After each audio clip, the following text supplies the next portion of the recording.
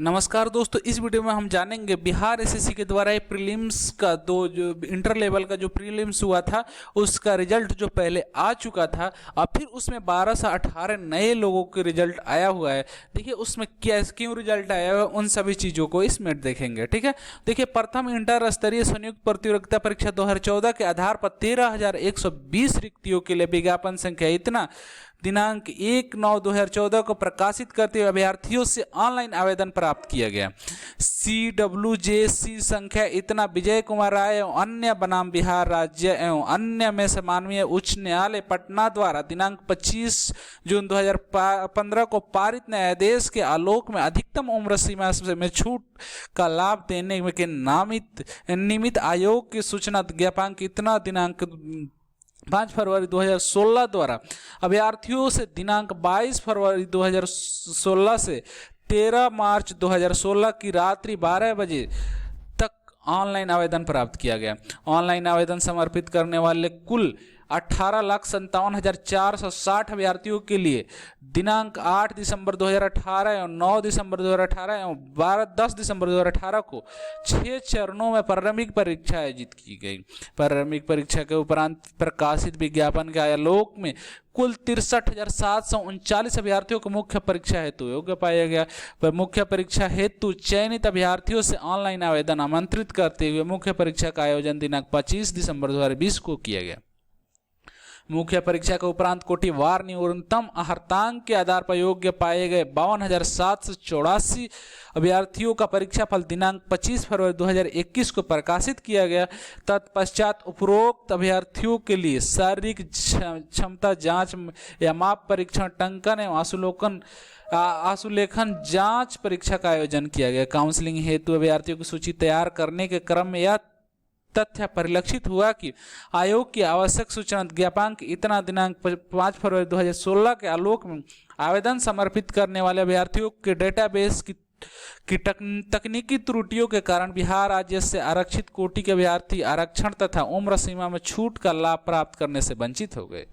इसी प्रकार मूल्य विज्ञापन के आधार पर अधिकतम आयु की गणना किए जाने के कारण आवश्यक सूचना ज्ञापक इतना दिनांक 5 फरवरी 2016 के आलोक में अधिकतम आयु की सीमा दे छूट का लाभ संबंधित अभ्यर्थियों को प्राप्त नहीं हो सका था। ऐसे अभ्यर्थी ओवर एज की श्रेणी में शामिल हो गए। परिणाम स्वरूप ऐसे अभ्यर्थियों के प्रारंभिक परीक्षा में ही सफलता प्राप्त करने में विफल हो गए।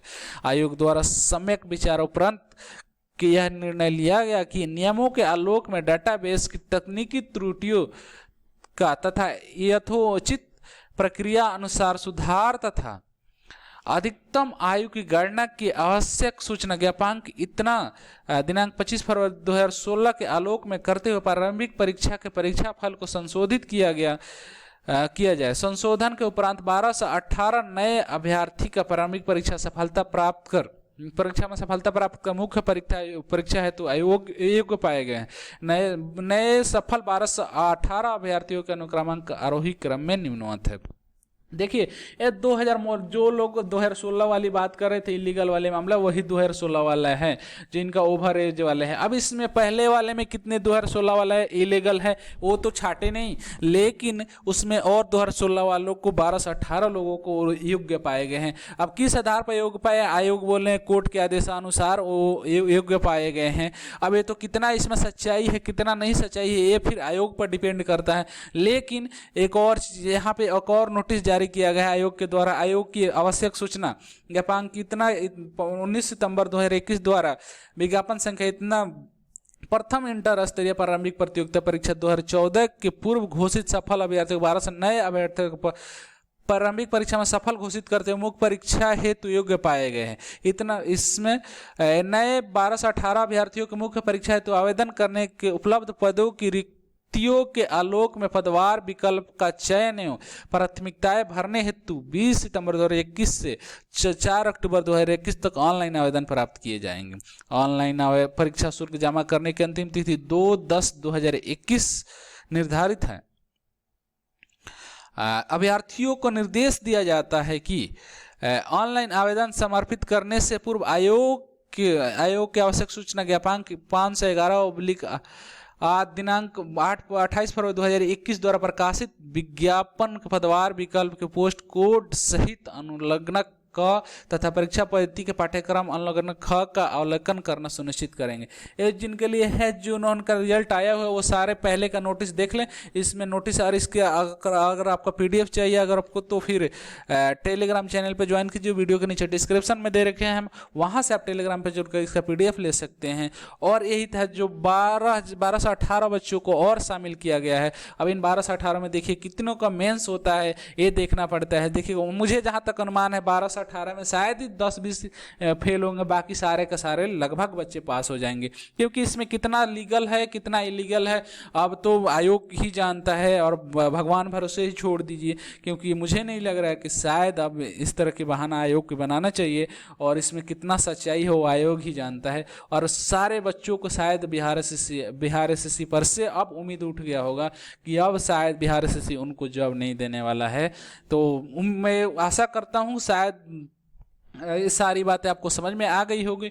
लेकिन मैं एक बार आप सभी से रिक्वेस्ट कर रहा हूँ, हम सभी को आयोग की इस झांसे में नहीं पड़ना है, बिल्कुल नहीं। हमें अब जोरदार आयोग की आंखें खोलने के लिए प्रोटेस्ट करनी है, और आयोग की आंखें खोलनी है, सरकार की आंखें खोलनी है कि क्यों हमारे साथ अन्याय हो रहा है। हमें अपना हक मांगना है। मैं ये नहीं कहता कभी भी चलकर जी हाँ प्रोटेस्ट करके ये तोड़फोड़, ये सब कभी, जो चीज़ें हम शांति से अपना न्याय के लिए हम अपने आगे बढ़ेंगे, और हमें अपना न्याय चाहिए। मुझे हम सभी को मिलकर अपने न्याय के लिए लड़ना होगा। क्योंकि अब हम अगर सोए तो देखिए आयोग कैसे लोगों को शामिल कर रहा है, कैसे मतलब पीछे के एक तरह से बोलते हैं पीछे के दरवाजे से इसको शामिल किया जा रहा है। ये 12 से 18 जो रिजल्ट आए हुए हैं इसमें शायद पीछे के रिजल्ट, पीछे से बच्चों को मतलब नहीं होता है, जब मेन दरवाजा खुला नहीं है तब खिड़की से लोगों को शामिल करते, उस तरह से शायद ये चीज़ें हो रही है। तो अगर नहीं हो रही है तो आयोग को इस पर स्पष्टीकरण देनी चाहिए। ये बच्चे थे और इनका मार्क्स इतना है, और जो बच्चे नहीं पास हुए उनका इतना मार्क्स था, तब हम जाने आयोग पारदर्शिता लाया हुआ है। नहीं तो फिर शायद हमें शक के घेरे में है।